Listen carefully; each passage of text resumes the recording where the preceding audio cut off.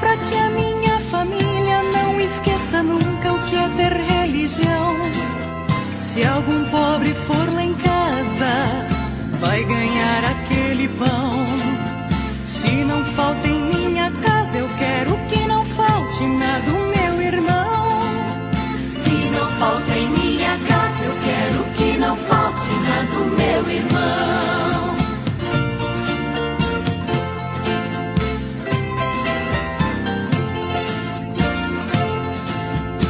Aprendi com Jesus. Olá, querido irmão, querida irmã, você que acompanha estes encontros com o Evangelho de São Mateus, bem-vindo, bem-vinda, nesse nosso 8º encontro. Já estamos chegando à reta final do nosso propósito de encontros bíblicos, E a paróquia São João Batista, na sua assembleia paroquial, tem como plano de ação, este ano de 2020. Eles eram perseverantes no ensinamento dos apóstolos, na comunhão fraterna, na fração do pão e nas orações. Atos dos Apóstolos, capítulo 2, 42. E a visão que foi planejada para este ano de 2020 é anunciar o Evangelho e estar perto dos mais necessitados, através da formação e promoção integral das pessoas em plena confiança e abandono à divina providência, tendo Deus como Pai e Mãe. A missão que perpassa é tornar-nos discípulos e discípulas, irmãos e irmãs missionários na promoção da vida humana e cristã. Queremos cultivar os valores da fé, doação, alegria, simplicidade, solidariedade e transparência.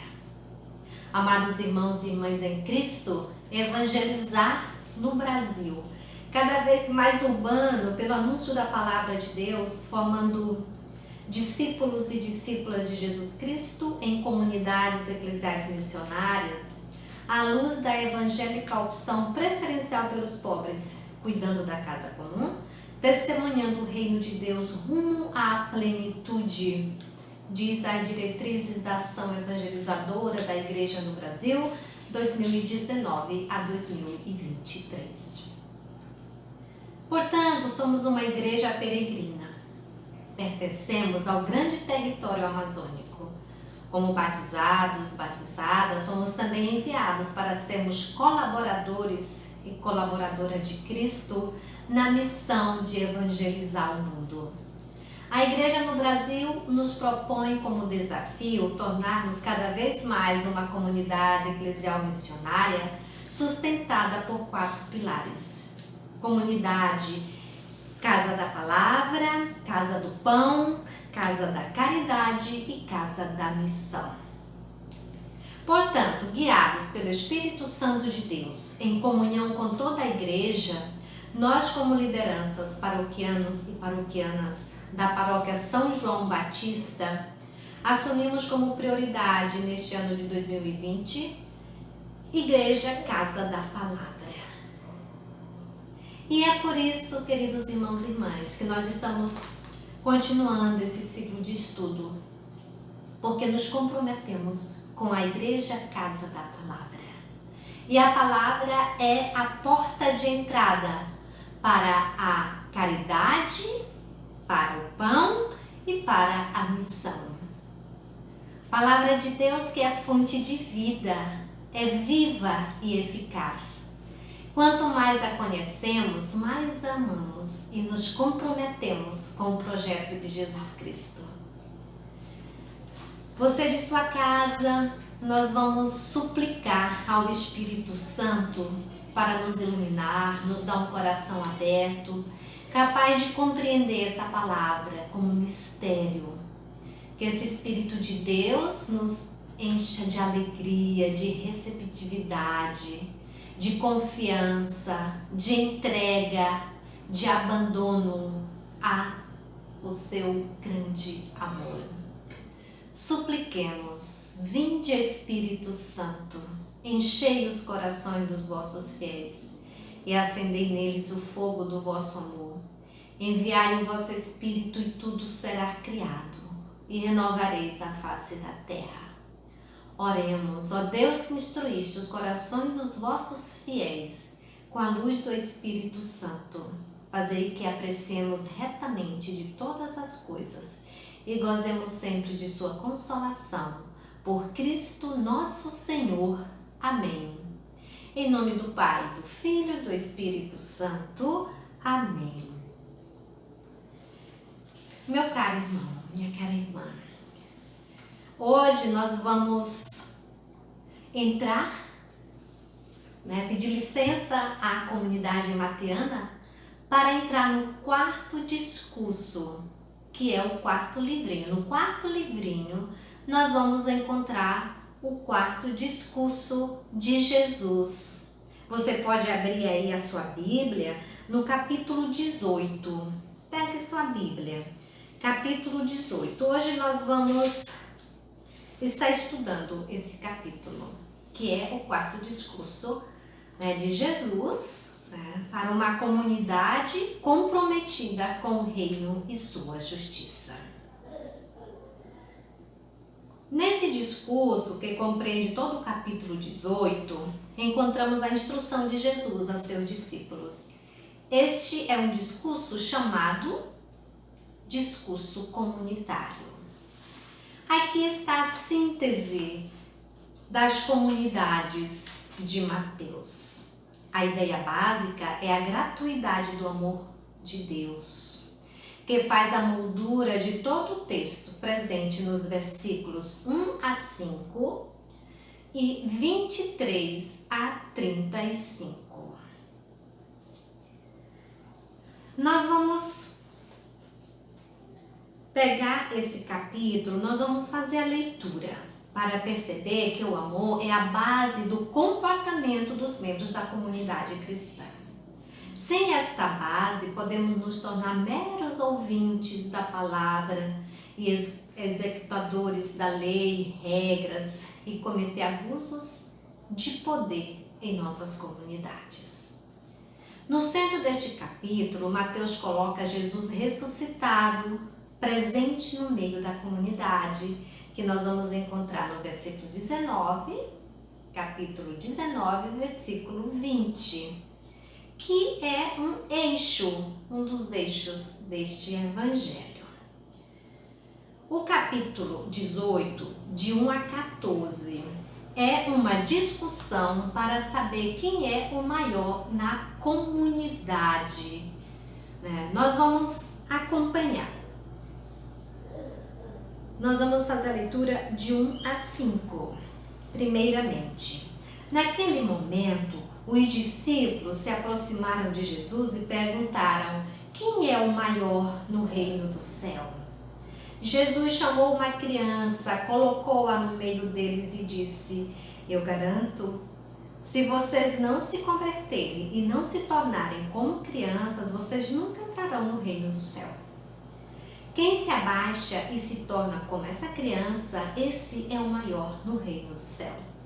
E quem recebe em meu nome uma criança como esta, é a mim que recebe. Grandemente, querido irmão, querida irmã, esta introdução desse discurso.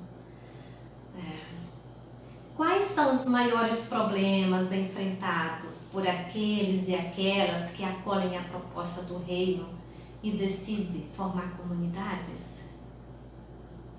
O primeiro desafio é enfrentar e superar a tentação de imitar a sociedade vigente, onde há competição, busca de riqueza, prestígio e poder, que foi a tentação, as tentações que Jesus lutou no deserto, que nós vamos encontrar no capítulo 4, de 1 a 11. Aquelas 4 tentações, 3 tentações que Jesus lutou e superou. O poder, o prestígio, né, e a riqueza. Né? São tentações que perpassam as comunidades cristãs, né, que perpassam a nossa vida também. Isso está expresso na pergunta dos discípulos: quem é o maior no reino do céu? Quem é o maior na comunidade? A gente tem essa tentação de se perguntar, de passar na cabeça, né? Quem é o maior? É o dirigente da comunidade? É o coordenador, a coordenadora da comunidade? É o padre? É a religiosa? É o religioso? Quem é o maior? E para Jesus não tem isso de maior pela função, mas o maior, a pessoa que é maior, não é que tem função extraordinária, mas é aquele que serve, é aquele que e aquela que está sempre a serviço uns dos outros, serviço da comunidade. Como ele próprio fez, abaixou-se, pegou a bacia de água, a toalha e começou a lavar os pés dos discípulos. Né? De se colocar como pequeno, não pequeno em estatura, né? Mas espiritualmente, né? Essa simplicidade. E aqui ele pega a criança. Né? Criança nesse contexto pode significar um menino, uma menina, alguém que é menor de 12 anos. Nessa época, a criança não tinha nenhuma função social a não ser se tornar adulto. Ela vivia numa situação de inferioridade física e social, nem era contada, não tinha uma lei que a defendia. Por esse motivo, era símbolo vivo dos fracos, dos humildes, dos esmagados pela sociedade.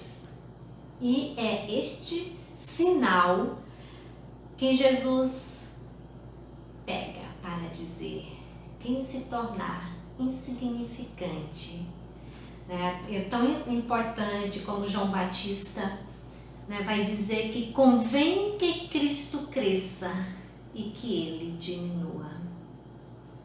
Né? Na comunidade, em qualquer função que a gente desempenha, quando começa o orgulho, né, o poder subir na cabeça, a gente pode se afastar, porque não é de Deus.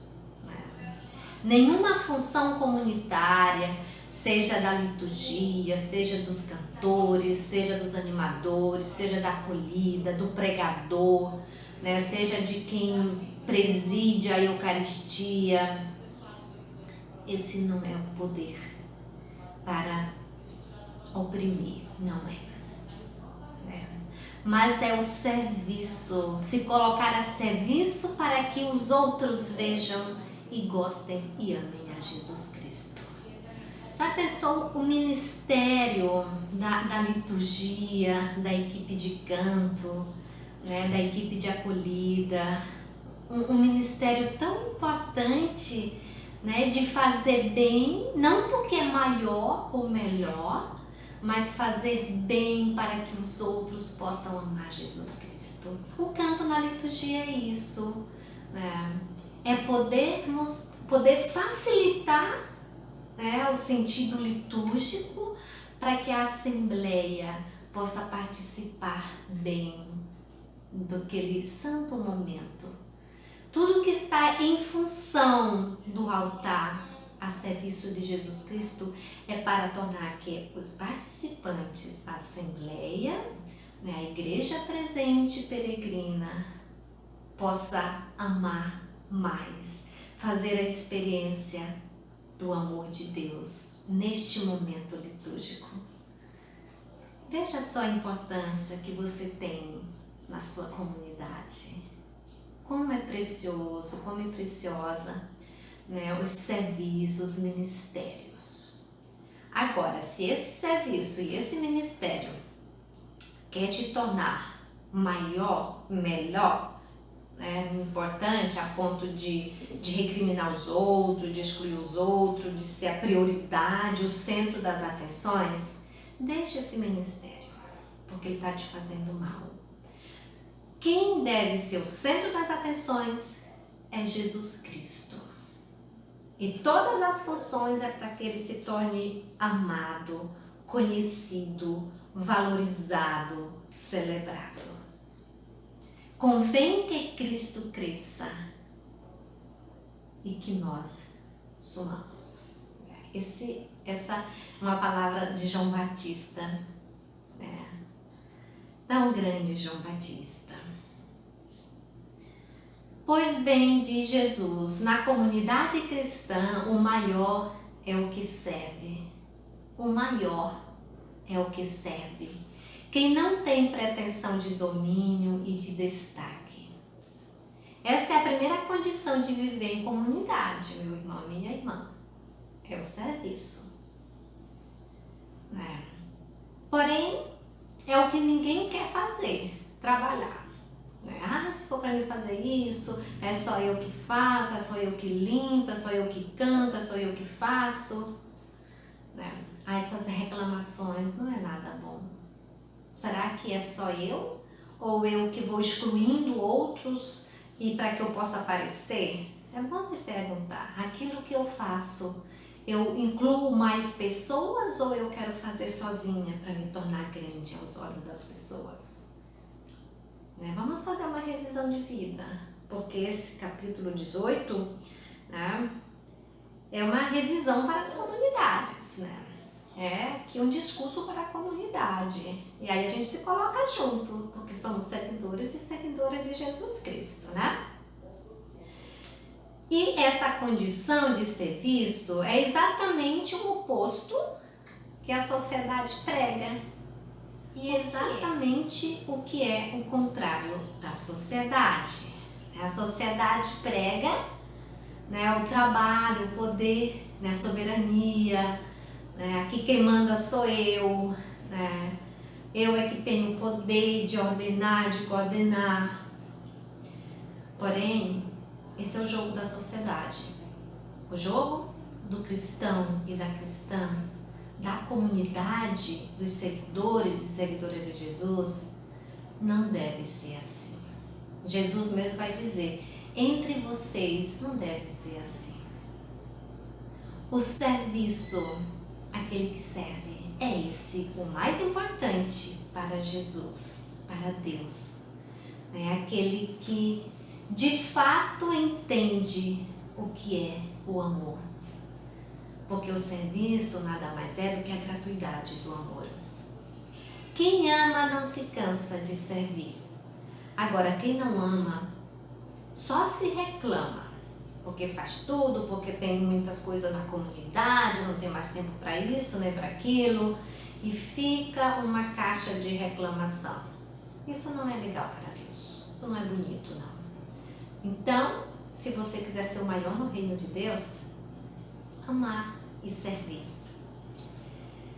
E mais uma vez Jesus se identifica com esses pequeninos. Quem der, ainda que seja um copo de água fria a um desses pequeninos, por ser meu discípulo, eu garanto a vocês, não perderá a recompensa.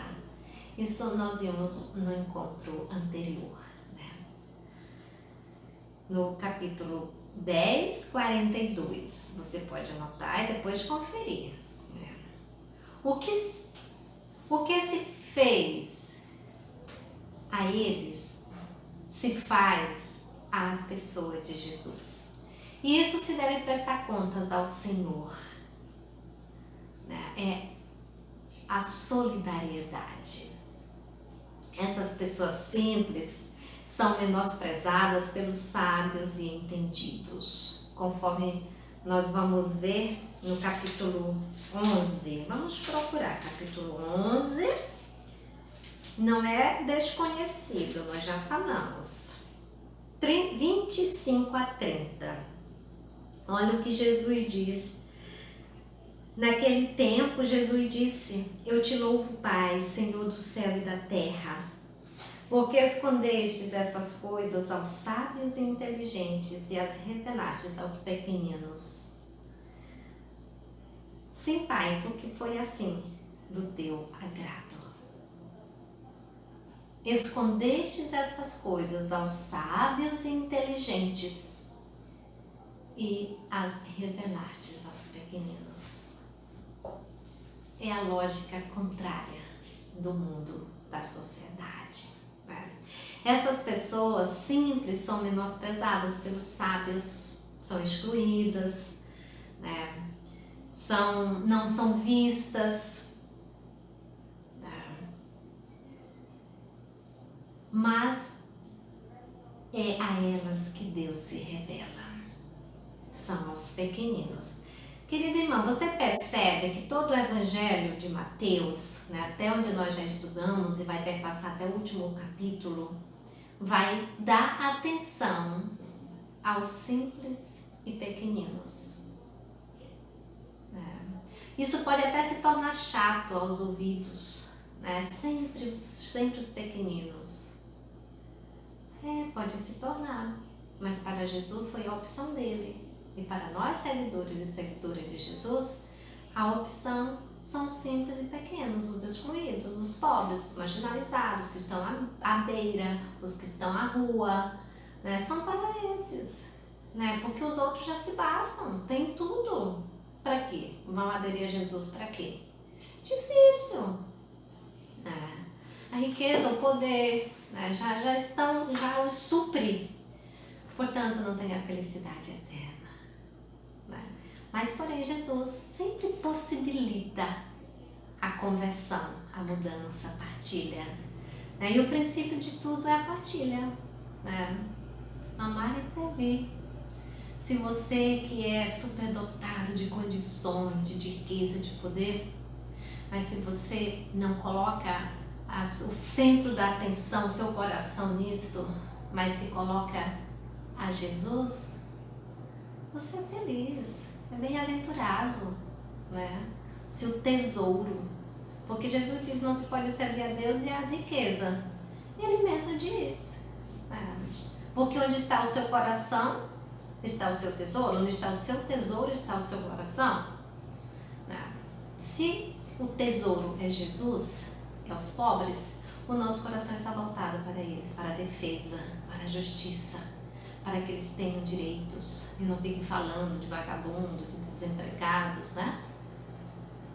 Mas se o nosso coração for a riqueza, o poder, nosso coração vai estar lá, nosso pensamento vai estar lá, noite e dia. Por isso que Jesus vai dizer, é impossível servir a dois senhores, ou é um ou é outro. Que o teu sim seja sim, que teu não seja não. E isso não é eu que digo, é Ele que diz, é Jesus Cristo.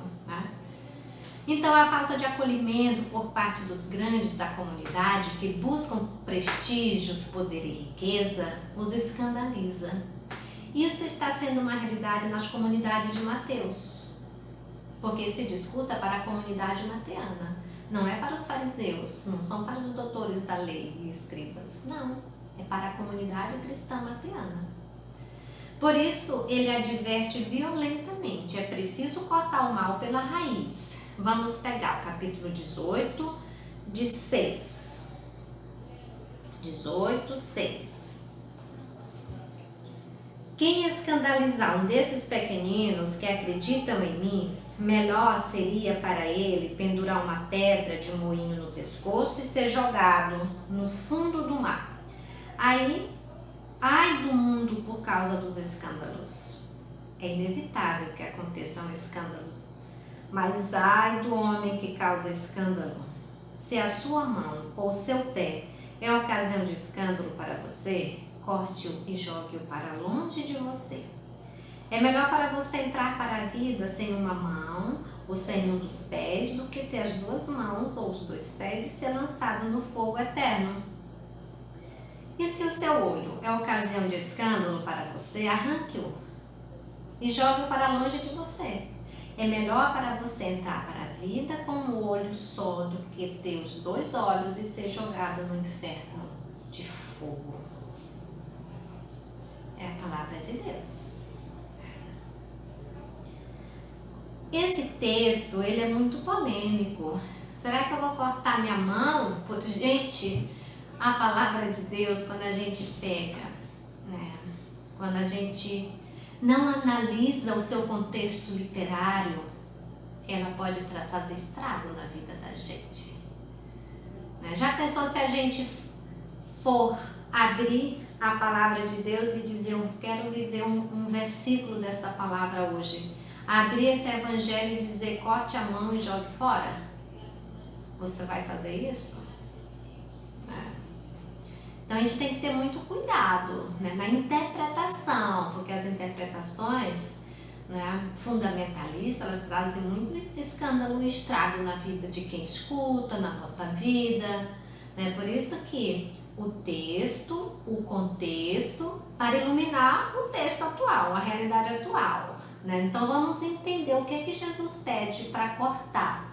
A comunidade mateana, né, está tendo conflitos de poder dentro da sua comunidade. Gente que quer ser mais, gente que quer mandar, gente que o poder subiu na cabeça, as lideranças, né? E aí, Mateus vai dizer, contar essa história que Jesus contou. Quem quiser ser o maior, seja aquele que serve. E Jesus adverte, conta essa parábola, né? É preciso cortar o mal pela raiz. Se a gente quiser ser o mais importante na comunidade, vamos cortar o mal pela raiz. Por exemplo, converter o modo de agir. Cortar a mão, vamos converter o meu modo de agir, de julgar as pessoas, né? De ver. Né? Porque ele diz cortar o seu pé e jogue fora. É melhor entrar com um pé do que com os dois pés e ele te jogar na perdição. Mudar seu caminho, mudar o rumo. Não vamos cortar pé, nem mão, nem olho. Nem pregar que é preciso gente arrancar. Isso não existe. Vamos entendê-la. Se o pé me leva à perdição, o pé é o caminho, né? Nos faz caminhar, né? Vamos mudar de rumo, de caminho, né? O caminho que é Jesus, que nos leva à vida, né? É mudar o rumo, esse processo de conversão, né? E arrancar o olho, mudar a minha forma de olhar. Às vezes a gente olha tudo com muita maldade, todo mundo é ruim, todo mundo é mau, né? Não existe mais coisas boas, né? O que é isso? Vamos olhar com o olhar de Deus, com o olhar de Jesus, né? Que vê, que é compaixão, que é pura misericórdia, puro amor que se derrama, né?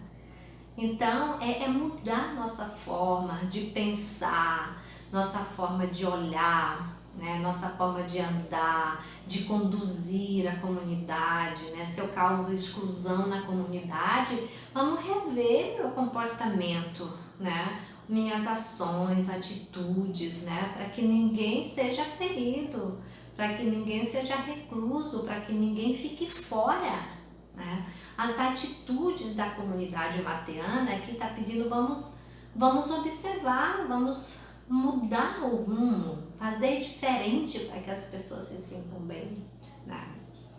Entendemos, gente? Sem essa mudança, a comunidade pode tornar-se hipócrita, né? Fala de um modo e age de outro. Né? Por isso que Jesus vai dizer, olha, nem todo aquele que diz Senhor, Senhor, vai entrar no reino do céu. Isso nós vimos nos primeiros encontros, né? Porque não é a fala, não é a pregação erudita, bonita, né, demoradas, não é isso, né? Mas as nossas atitudes, né? O jeito de incluir, de se interessar pelas pessoas, de acolher bem, né? De valorizar o gesto simples, né? De escutar o que as pessoas têm a dizer, né? Nossas comunidades, a gente precisa aprender muito a ouvir, né? O sofrimento, a realidade, né? Se tem alguém que sempre senta no mesmo banco lá atrás, entra mudo e sai calado, vamos dar uma atenção, né? Ver o sofrimento que passa nesta cabeça, neste coração, né? Chamar as pessoas pelo nome, né? Essa valorização do indivíduo, como isso é importante, né? E é isso que que aproxima, isso que aconchega, né? Que as pessoas vão gostando das comunidades, serem bem acolhidos, né? A ambição dos membros da comunidade mateana está afastando os pequeninos. Olha só, a ambição, colocando-os no perigo de se perder, pois a comunidade é o lugar de salvação. Por isso Jesus dizia, ai daquele que comete escândalo. É inevitável que aconteça, vai acontecer, mas ai daquele que comete escândalo. Então esse processo de conversão, de mudança, né? Porque a comunidade é o lugar do perdão e da festa. Tem um livro muito bonito, Comunidade, lugar do perdão e da festa. Né? Então, a comunidade como esse lugar de salvação. Eu não me salvo sozinha, me salvo em comunidade. Né? Não vamos ser tão egoístas pensando que só eu, só nós, só pessoalmente, individual que vamos... Né? Não, é a comunidade. Né? Por isso a parábola da ovelha extraviada, nós vamos ver o capítulo 18, de 12 a 14. Olha, no capítulo 10, como diz, ó, cuidado para não desprezar nenhum desses pequeninos, pois eu digo a vocês, o anjo deles no céu estão sempre na presença do meu Pai que está no céu. Os pequeninos, os excluídos. Tá? O Filho do Homem veio para salvar o que estava perdido. Isso é maravilhoso, porque só assim a gente se encontra nesse contexto de salvação. Né? A grande misericórdia de Deus que nos acolhe, né? que nos resgatou. Por isso a gente tem que resgatar outros também, acolhendo, amando, cuidando. Né? E Jesus conta no versículo 12, o que vocês acham? Se um homem tem 100 ovelhas e uma delas se perde, será que ele não vai deixar as 99 nas montanhas para procurar aquela que se perdeu? Eu garanto a vocês, quando ele a encontra, fica muito mais feliz com ela do que com as 99 que não se perderam. Do mesmo modo, o Pai que está no céu não quer que nenhum desses pequeninos se perca. Não quer que ninguém se perca, nenhum dos pequeninos se perca. Querido irmão, querida irmã, veja só o amor de Deus por nós, né, pelos pequenos. Não quer que ninguém se perca. Por isso a gente tem que ter cuidado com a vida do outro, né? Com a pessoa da nossa comunidade, o nosso irmão, nosso vizinho. Não quer que ninguém se perca. Né? E quando se desvia, vai por outro caminho, vamos buscar, né? Vamos atrás. Né? E no Evangelho de Lucas, essa parábola, no capítulo 15, ela é dirigida para os escribas e fariseus. Neste Evangelho de Mateus, ela é dirigida para a própria comunidade, os membros da comunidade, né, que está agindo mal, que estão sendo indiferentes e os membros estão se perdendo, estão indo para o judaísmo formativo. Né? E aí Jesus conta essa história, né? Porque Jesus é o pastor que deixa as 99 ovelhas, que é a comunidade, e vai atrás da ovelha. No entanto, né, aqui não se fala em pequeninos, mas de uma ovelha que motiva todo o comportamento de Jesus. Para ele, cada pessoa é única e vale mais do que o mundo. Olha só, uma pessoa vale mais do que o mundo. É a gratuidade que o faz deixar as 99 em lugar seguro e ir atrás, né, em lugares desconhecidos, em busca daquela que se extraviou. Deixar o conforto e ir ao encontro daquelas pessoas que não vêm, né, que saíram, que foram, que se afastaram da comunidade por chateações, né, por se sentirem inferiores, por não serem valorizadas, bem acolhidas, muitas vezes criticadas. Né? Então aqui é a função do pastor e da pastora procurar as ovelhas que se extraviaram da comunidade. E essa é a vontade do Pai, Ele não quer que nenhum desses pequeninos se percam, se extraviam. Não é questão de número, mas de revisão interna da comunidade. Como é que a comunidade está animando, fortalecendo a esperança, a valorização da vida dos seus membros? Se a gente indo embora, a comunidade não está fazendo a vontade do Pai. Então, o que está acontecendo na comunidade? Essa é uma pergunta. E nós estamos seguindo, aqui o pensamento do livrinho Semeador do Reino. Ele está no meio de nós. O Evangelho de Mateus, estudado pela CNBB, que nos coloca nessa provocação de rever as atitudes da comunidade, como também foi a comunidade mateana, sempre estando revendo-se, avaliando-se para poder prosperar o reino de Deus. Com essa parábola, Mateus insiste na necessidade de acolher as pessoas, saber buscar quem foi embora, quem se afastou e mais ainda perguntar-se sinceramente o que leva alguém a sair da comunidade. É a correção fraterna? É a necessidade da oração? É a exigência do perdão? Por fim, faz um apelo a cada membro da comunidade de imitar a gratuidade de Deus em todo o seu ser e agir. Que gratuidade é essa? E nós vamos ver essa gratuidade nos versículos de 15 a 18. Nós vamos tomar agora o 15 até o 20. Vamos ver essa parábola, o que a comunidade conta, Vamos ler o versículo 15 do capítulo 18. Se o seu irmão pecar, vá e mostre o erro dele, mas em particular, só entre vocês dois. Se ele der ouvidos, você terá ganho o seu irmão. Se ele não lhe der ouvido, tome com você mais uma ou duas pessoas, para que toda a questão seja decidida sob a palavra de 2 ou 3 testemunhas. Caso ele não dê ouvidos, comunique à igreja. Se nem mesmo a igreja ele der ouvidos, seja tratado como se fosse um pagão ou um cobrador de impostos. Eu lhes garanto, tudo que vocês ligarem na terra será ligado no céu, e tudo que vocês desligarem na terra será desligado na terra. Será desligado no céu. E lhe digo ainda mais, se 2 de vocês na terra estiverem de acordo sobre qualquer coisa que queiram pedir, isso lhes será concedido por meu Pai que está no céu. Pois onde 2 ou 3 estiverem reunidos em meu nome, eu estarei aí no meio deles.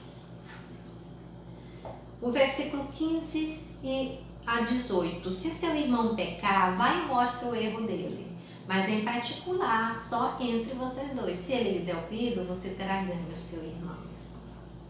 Para falar da necessidade da correção fraterna, Mateus usa esses detalhes, sinal de que uma conversa que brotou da vida, da necessidade, do caminhar da comunidade. Se um membro da comunidade comete uma falta, como desprezar os pequeninos, excluir alguém, criticar os erros, a gente não pode ficar quieto não, Mateus vai dizer, faltar contra a justiça, buscando poder, buscando a riqueza, buscando os privilégios, Mateus vai dizer, não vamos ficar assim não. O que deve fazer? Deve-se proceder com prudência, evitando toda a arbitrariedade. Primeiro confessar sós, cuidando da boa fama da pessoa, porque ninguém gosta de ser exposto ou ser chamado a atenção publicamente. Isso já seria um caso da pessoa nunca mais voltar na comunidade. Aqui talvez haja uma polêmica contra o rigorismo das sinagogas do judaísmo formativo. Se a conversa não der resultado, chamar outros membros da comunidade. Afinal, é ela que está em questão. Se a pessoa não aceitar a boa nova, só resta afirmar sua própria exclusão, porque a prática ela já se excluiu ao rejeitar a proposta comunitária. Se essa pessoa não aceitar a correção, ela normalmente já se excluiu da vida comunitária, porque não quer dar atenção, né? Não quer refazer-se.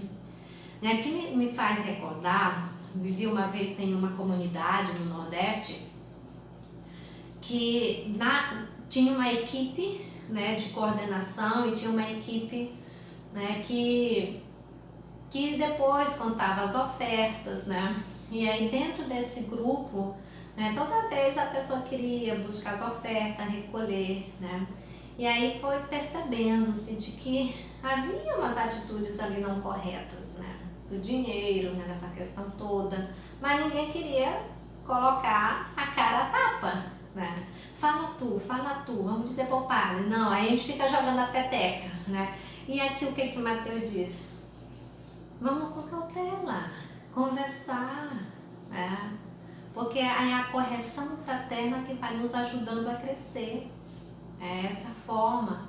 Só que na hora de conversar com a pessoa, ninguém quer. Mas na hora de falar por trás é muito fácil. Fulano faz isso, tu viu que fulano, tu viu isso, né? Então não é isso que a comunidade está dizendo. Vamos chamar, vamos conversar, o diálogo resgata a multidão de gente, né? É bom notar que esse poder é dado a toda a igreja, vai dizer no versículo 18, mas deve ser usado com delicadeza e diálogo fraterno. Poder da correção. Para isso, a comunidade precisa estar sintonizada com os irmãos e as irmãs e com o espírito de justiça de Jesus, que se baseia na misericórdia e no amor. O critério é a gratuidade do Pai, que não quer que se perca nenhum dos pequeninos. A correção fraterna, meus irmãos e minhas irmãs, nada mais é do que um gesto de amor e de misericórdia para com a pessoa. Não é excluir. Não é quebrar a pessoa logo, chamando a atenção e dizendo que não presta. Vamos com muita cautela. E para isso, por vezes, precisa de muita oração, para pedir o Espírito Santo, que nos dê palavra acertada, palavras sábias, para não ofender demasiadamente, mas para que seja um processo de crescimento na vida da pessoa. E vida de comunidade é isso, né? Corrigir sem ficar bravura, sem bravura, né? Corrigir com delicadeza. Isso só os sábios podem, mas o Senhor pode nos ajudar muito, né? Corrigir com delicadeza, né? Com fraternidade. E o versículo 19 e 20 dessa leitura que nós lemos, né? Onde 2 ou 3 estiverem reunidos em meu nome, eu estarei aí no meio deles, é o centro desse capítulo. Aqui está o elemento fundamental para a vida da comunidade. Nós já falamos sobre esse versículo, a presença de Jesus ao seu meio. A comunidade que acredita que Jesus está junto. Este texto é o coração do Evangelho de Mateus, cujo eixo é a certeza bíblica de que Jesus, o semeador do reino, é presença de Deus entre nós. A comunidade é o sinal visível dessa presença. Por isso a importância de estarmos juntos em comunidade. Nas nossas celebrações, né, nas missas, né, ou mesmo nas celebrações, quando o padre, quando o ministro, a ministra diz: o Senhor esteja conosco, a comunidade responde: Ele está no meio de nós. Porque nós acreditamos que Ele está no meio de nós. Esse é o sentido de celebrar. Essa presença garante o valor da oração comunitária, que nos une e que une os membros e dá a garantia de que o Pai ouve e provê as necessidades da comunidade. Ele está no meio de nós. Talvez a gente pouco se dá conta do que a gente fala, né? Vamos dar mais atenção na celebrar. O Senhor esteja convosco ou conosco. A comunidade diz: Ele está no meio de nós. E Ele está no meio de nós. Por isso a gente celebra, por isso estamos na comunidade. Perdoar ao irmão até 70 vezes 7. Você já ouviu isso?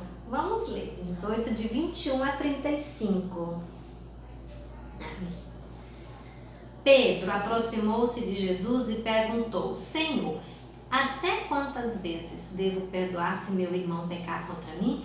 Até 7 vezes? Jesus respondeu: Não lhe digo que até 7 vezes, mas até 70 vezes 7. Porque o reino do céu é como um rei que resolveu acertar as contas com seus empregados. Quando começou o acerto, levaram a ele um que devia 10.000 talentos. Como o empregado não tinha com que pagar, o patrão mandou que fosse vendido como escravo, junto com a mulher e os filhos e tudo o que possuía para que pagasse a dívida. O empregado, porém, caiu aos pés do patrão e, ajoelhado, suplicava: Dá-me um prazo e eu te pagarei tudo. Diante disso, o patrão teve compaixão, soltou o empregado e lhe perdoou a dívida. Ao sair daí, esse empregado encontrou um de seus companheiros que lhe devia 100 moedas de prata. Ele o agarrou e começou a sufocá-lo, dizendo: Pague logo o que me deve. O companheiro, caindo aos seus pés, suplicava: Dá-me um prazo e eu pagarei para você. Mas o empregado não quis saber disso. Saiu e mandou jogá-lo na prisão até que pagasse o que devia. Vendo o que havia acontecido, os outros empregados ficaram muito tristes, procuraram o patrão e lhe contaram tudo. O patrão mandou chamar o empregado e lhe disse: Empregado miserável, eu lhe perdoei toda a sua dívida porque você me suplicou, e você não devia também ter compaixão do seu companheiro como eu tive de você? O patrão indignou-se e mandou entregar esse empregado aos torturadores até que pagasse toda a sua dívida. E conclui no 35, é assim que fará com vocês o meu Pai que está no céu, se cada um não perdoar de coração ao seu irmão. Querido irmão, querida irmã, essa perícope dá muita panos para as mangas. E às vezes quando a gente lê nossas comunidades, a gente não sabe nem o que dizer. Porque quando a gente fala em perdão, a coisa é séria, precisa de muita reflexão. Vamos tentar então caminhar neste sentido. Não fomos criados para viver sozinhos e sozinhas, mas a convivência fraterna é um desafio. Mateus já falou do perigo das tentações, da riqueza, do poder e do prestígio, que pode escandalizar os pequeninos e afastá-los da comunidade.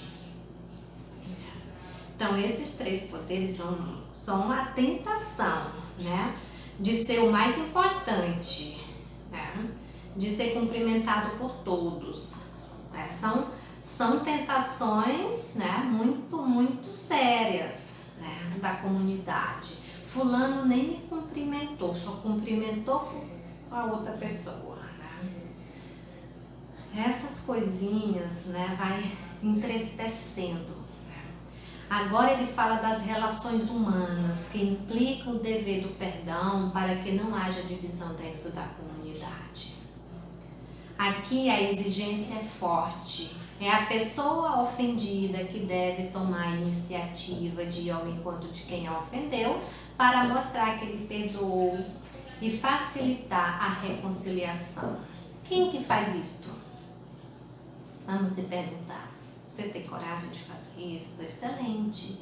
É um passo para a santidade, é um passo para o reino, é um passo para Jesus nos perdoar. Segundo a tradição, tal atitude devia ser tomada até 4 vezes. Pedro vai além.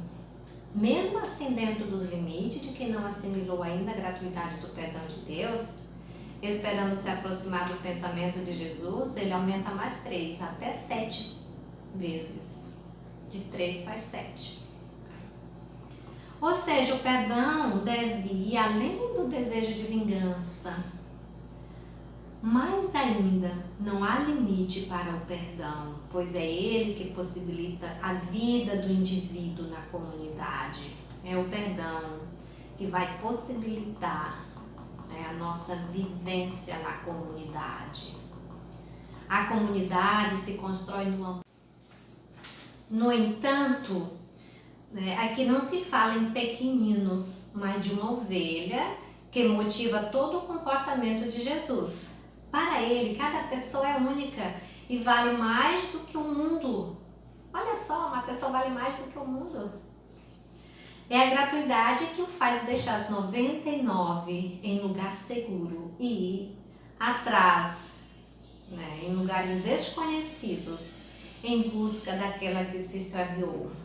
Deixar o conforto e ir ao encontro daquelas pessoas que não vêm, que saíram, que foram, que se afastaram da comunidade por chateações, por se sentirem inferiores, por não serem valorizadas, bem acolhidas, muitas vezes criticadas. Então aqui é a função do pastor e da pastora procurar as ovelhas que se extraviaram da comunidade. E essa é a vontade do Pai. Ele não quer que nenhum desses pequeninos se percam, se extraviam. Não é questão de número, mas de revisão interna da comunidade.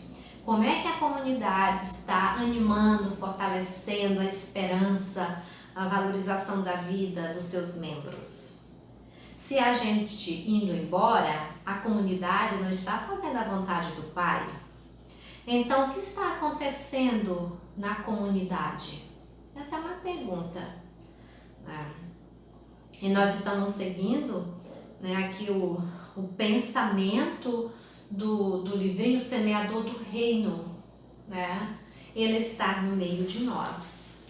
O Evangelho de Mateus, estudado pela CNBB, que nos coloca nessa provocação de rever as atitudes da comunidade, como também foi a comunidade mateana, sempre estando revendo-se, avaliando-se para poder prosperar o reino de Deus. Com essa parábola, Mateus insiste na necessidade de acolher as pessoas, saber buscar quem foi embora, quem se afastou e mais ainda perguntar-se sinceramente o que leva alguém a sair da comunidade. É a correção fraterna? É a necessidade da oração? É a exigência do perdão? Por fim, faz um apelo a cada membro da comunidade de imitar a gratuidade de Deus em todo o seu ser e agir. Que gratuidade é essa? E nós vamos ver essa gratuidade nos versículos de 15 a 18. Nós vamos tomar agora o 15 até o 20. Vamos ver essa parábola, o que a comunidade conta, Vamos ler o versículo 15 do capítulo 18. Se o seu irmão pecar, vá e mostre o erro dele, mas em particular, só entre vocês dois. Se ele der ouvidos, você terá ganho o seu irmão. Se ele não lhe der ouvido, tome com você mais uma ou duas pessoas, para que toda a questão seja decidida sobre a palavra de 2 ou 3 testemunhas. Caso ele não dê ouvidos, comunique à igreja. Se nem mesmo a igreja ele der ouvidos, seja tratado como se fosse um pagão ou um cobrador de impostos. Eu lhes garanto, tudo que vocês ligarem na terra será ligado no céu, e tudo que vocês desligarem na terra será desligado na terra. Será desligado no céu. E lhe digo ainda mais, se 2 de vocês na terra estiverem de acordo sobre qualquer coisa que queiram pedir, isso lhes será concedido por meu Pai que está no céu. Pois onde 2 ou 3 estiverem reunidos em meu nome, eu estarei aí no meio deles. O versículo 15 a 18. Se seu irmão pecar, vá e mostre o erro dele. mas em particular só entre vocês dois. Se ele lhe der ouvido, você terá ganho o seu irmão. Para falar da necessidade da correção fraterna, Mateus usa esses detalhes, sinal de que uma conversa que brotou da vida, da necessidade, do caminhar, da comunidade. Se um membro da comunidade comete uma falta, como desprezar os pequeninos, excluir alguém, criticar os erros, a gente não pode ficar quieto não, né? Mateus vai dizer, né? Faltar contra a justiça, buscando poder, buscando a riqueza, buscando os privilégios, né? Mateus vai dizer, não vamos ficar assim não. Né? O que deve fazer? Deve-se proceder com prudência, evitando toda a arbitrariedade. Primeiro conversar sós, cuidando da boa fama da pessoa, porque ninguém gosta de ser exposto ou ser chamado a atenção publicamente. Isso já seria um caso da pessoa nunca mais voltar na comunidade. Né? Aqui talvez haja uma polêmica contra o rigorismo das sinagogas do judaísmo formativo. Se a conversa não der resultado, chamar outros membros da comunidade. Afinal, é ela que está em questão. Se a pessoa não aceitar a boa nova, só resta afirmar sua própria exclusão, porque a prática ela já se excluiu ao rejeitar a proposta comunitária. Se essa pessoa não aceitar a correção, ela normalmente já se excluiu da vida comunitária, porque não quer dar atenção, né? Não quer refazer-se. Aqui me faz recordar, vivi uma vez em uma comunidade no Nordeste, que tinha uma equipe, né, de coordenação e tinha uma equipe, né, que depois contava as ofertas, né? E aí dentro desse grupo, né, toda vez a pessoa queria buscar as ofertas, recolher, né? E aí foi percebendo-se de que havia umas atitudes ali não corretas, né? Do dinheiro, né, nessa questão toda, mas ninguém queria colocar a cara a tapa, né? Fala tu, vamos dizer para o padre. Não, aí a gente fica jogando a peteca, né? E aqui o que Mateus diz? Vamos com cautela, conversar, né? Porque é a correção fraterna que vai nos ajudando a crescer. É essa forma. Só que na hora de conversar com a pessoa, ninguém quer. Mas na hora de falar por trás é muito fácil. Fulano faz isso, tu viu que fulano, tu viu isso, né? Então não é isso que a comunidade está dizendo. Vamos chamar, vamos conversar, o diálogo resgata a multidão de gente, tá? É bom notar que esse poder é dado a toda a igreja, vai dizer no versículo 18, mas deve ser usado com delicadeza e diálogo fraterno. Poder da correção. Para isso, a comunidade precisa estar sintonizada com os irmãos e as irmãs e com o espírito de justiça de Jesus, que se baseia na misericórdia e no amor. O critério é a gratuidade do Pai, que não quer que se perca nenhum dos pequeninos. A correção fraterna, meus irmãos e minhas irmãs, nada mais é do que um gesto de amor e de misericórdia para com a pessoa. Não é excluir. Não é quebrar a pessoa logo, chamando a atenção e dizendo que não presta. Vamos com muita cautela. E para isso, por vezes, precisa de muita oração, para pedir o Espírito Santo, que nos dê palavras acertadas, palavras sábias, para não ofender demasiadamente, mas para que seja um processo de crescimento na vida da pessoa. E vida de comunidade é isso. Né? Corrigir sem ficar sem bravura, né? Corrigir com delicadeza. Isso só os sábios podem, mas o Senhor pode nos ajudar muito, né? Corrigir com delicadeza, né? Com fraternidade. E o versículo 19 e 20 dessa leitura que nós lemos, né? Onde 2 ou 3 estiverem reunidos em meu nome, eu estarei aí no meio deles, é o centro desse capítulo. Aqui está o elemento fundamental para a vida da comunidade. Nós já falamos sobre esse versículo, a presença de Jesus ao seu meio. A comunidade que acredita que Jesus está junto. Este texto é o coração do Evangelho de Mateus, cujo eixo é a certeza bíblica de que Jesus, o semeador do reino, é presença de Deus entre nós. A comunidade é o sinal visível dessa presença. Por isso a importância de estarmos juntos em comunidade. Nas nossas celebrações, nas missas, ou mesmo nas celebrações, quando o padre, quando o ministro, a ministra diz o Senhor esteja conosco, a comunidade responde, Ele está no meio de nós. Porque nós acreditamos que Ele está no meio de nós. Esse é o sentido de celebrar. Essa presença garante o valor da oração comunitária, que nos une e que une os membros e dá a garantia de que o Pai ouve e provê as necessidades da comunidade. Ele está no meio de nós. Talvez a gente pouco se dá conta do que a gente fala, Vamos dar mais atenção na celebrar. O Senhor esteja convosco ou conosco. A comunidade diz, Ele está no meio de nós. E Ele está no meio de nós. Por isso a gente celebra, por isso estamos na comunidade. Perdoar ao irmão até 70 vezes 7. Você já ouviu isso? Vamos ler. 18, de 21 a 35. Pedro aproximou-se de Jesus e perguntou, Senhor, até quantas vezes devo perdoar se meu irmão pecar contra mim? Até 7 vezes? Jesus respondeu, não lhe digo que até 7 vezes, mas até 70 vezes 7.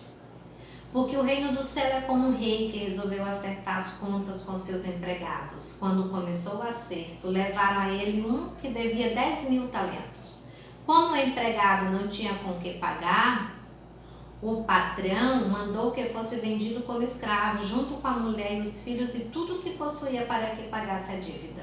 O empregado, porém, caiu aos pés do patrão e, ajoelhado, suplicava, dá-me um prazo e eu te pagarei tudo.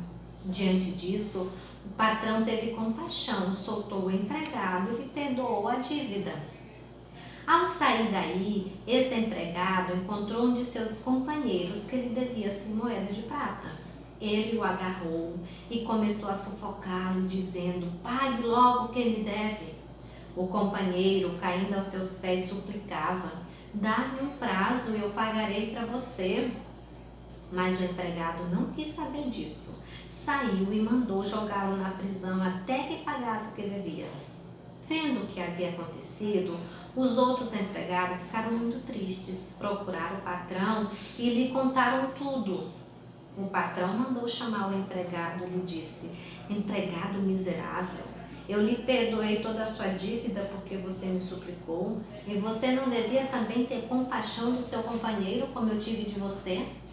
O patrão indignou-se e mandou entregar esse empregado aos torturadores, até que pagasse toda a sua dívida. E conclui no 35, é assim que fará com vocês o meu Pai que está no céu, se cada um não perdoar de coração ao seu irmão. Querido irmão, querida irmã, essa perícope dá muita panos para as mangas. E às vezes quando a gente lê nossas comunidades, a gente não sabe nem o que dizer. Porque quando a gente fala em perdão, a coisa é séria, precisa de muita reflexão, Vamos tentar então caminhar neste sentido. Não fomos criados para viver sozinhos e sozinhas, mas a convivência fraterna é um desafio. Mateus já falou do perigo das tentações, da riqueza, do poder e do prestígio, que pode escandalizar os pequeninos e afastá-los da comunidade. Então, esses 3 poderes são a tentação, de ser o mais importante, de ser cumprimentado por todos. São tentações, né, muito sérias, né, da comunidade. Fulano nem me cumprimentou, só cumprimentou a outra pessoa, né? Essas coisinhas, né, vai entristecendo. Agora ele fala das relações humanas que implicam o dever do perdão para que não haja divisão dentro da comunidade. Aqui a exigência é forte. É a pessoa ofendida que deve tomar a iniciativa de ir ao encontro de quem a ofendeu para mostrar que ele perdoou e facilitar a reconciliação. Quem que faz isto? Vamos se perguntar. Você tem coragem de fazer isso? Excelente. É um passo para a santidade, é um passo para o reino, é um passo para Jesus nos perdoar. Segundo a tradição, tal atitude devia ser tomada até 4 vezes. Pedro vai além.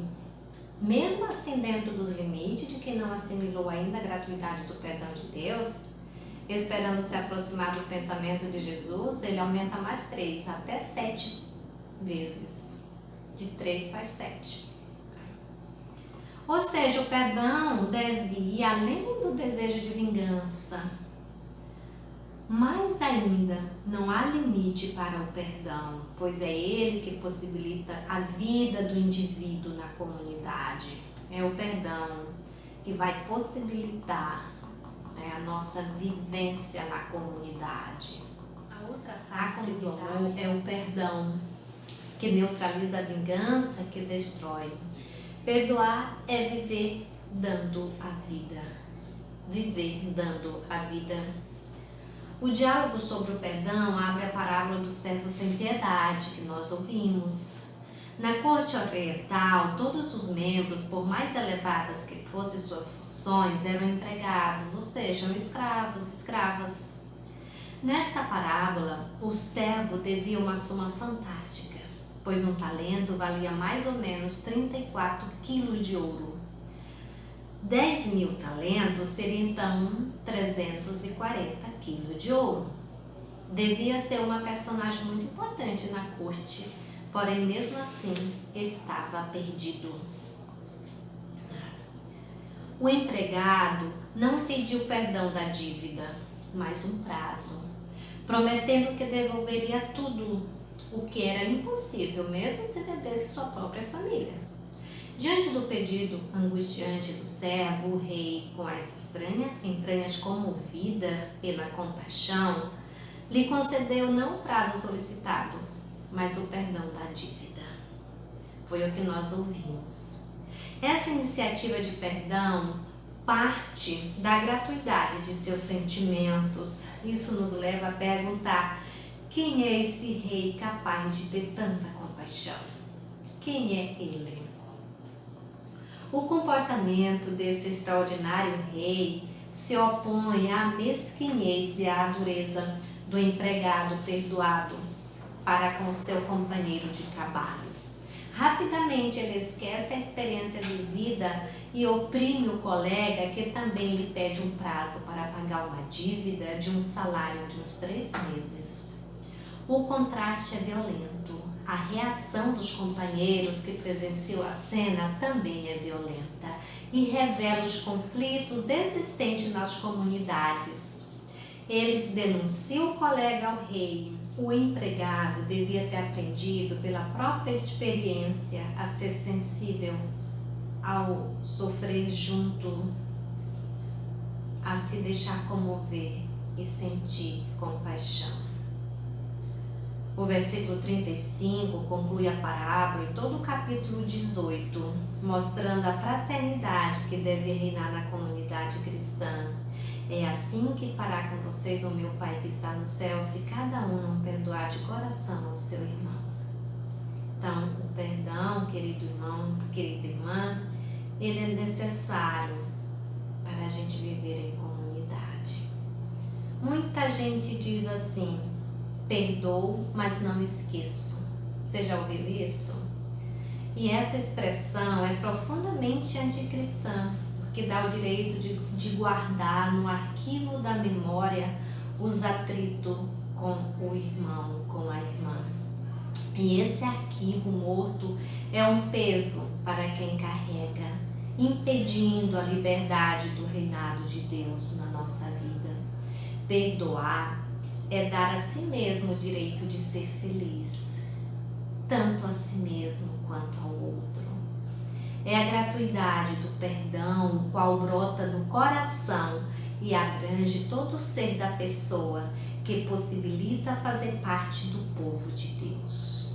Comunidades dos que se comprometem com a justiça, a liberdade e a vida. Dos que sabem que muitas vezes também necessitam pedir perdão às irmãs e aos irmãos.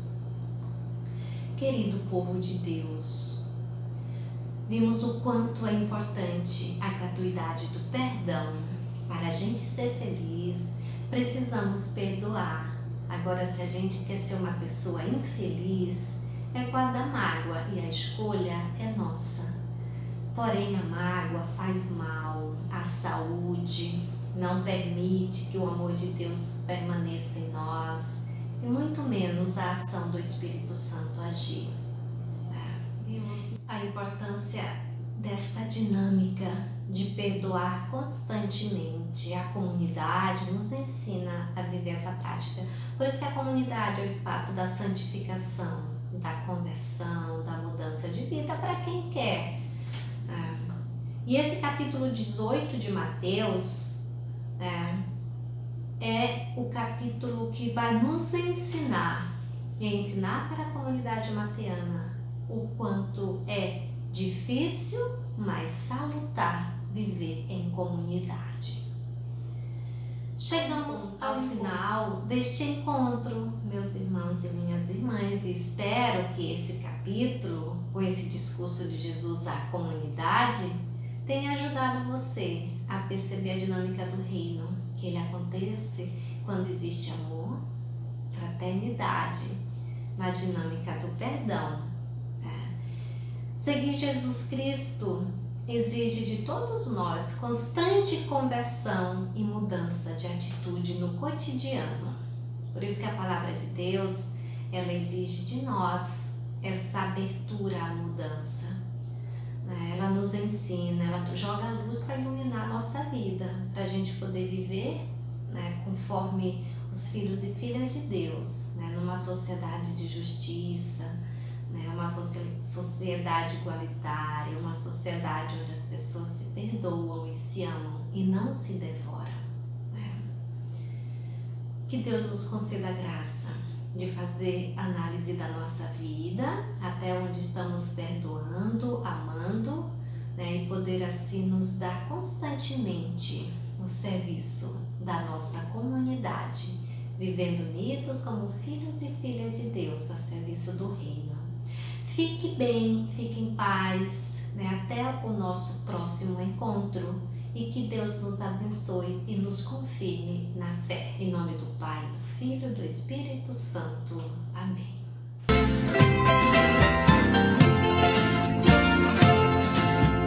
Aprendi com Jesus Cristo que amar é isto, é dar o coração. E quem segue o seu caminho tem que ter carinho, tem que ser irmão. Quem não luta contra a fome não tem Deus no coração. Quem não sabe partilhar, não sabe consagrar, nem dar-se em comunhão. Quem não sabe